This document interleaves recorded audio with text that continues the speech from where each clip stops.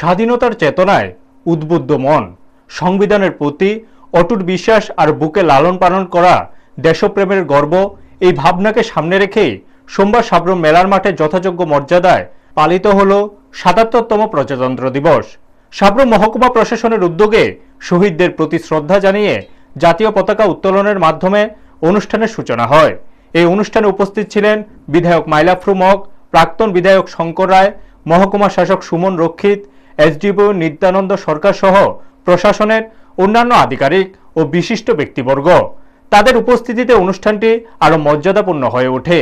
অনুষ্ঠানের বিশেষ আকর্ষণ ছিল বিভিন্ন স্কুলের ছাত্রছাত্রীদের সাংস্কৃতিক পরিবেশনা, নৃত্য, যেমন খুশি তেমন সাজ ও সচেতনতামূলক নাটকের মাধ্যমে তারা জাতীয় চেতনা ও সামাজিক বার্তা তুলে ধরে।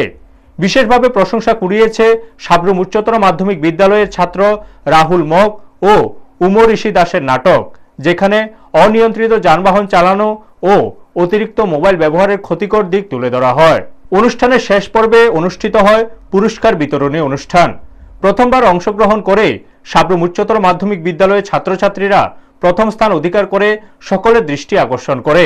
সামগ্রিকভাবে এবারের প্রজাতন্ত্র দিবস উদযাপন শুধু আনুষ্ঠানিকতার মধ্যেই সীমাবদ্ধ ছিল না, বরং তা দেশপ্রেম, সামাজিক দায়িত্ববোধ ও সচেতন নাগরিকতার এক শক্তিশালী বার্তা বহন করেছে।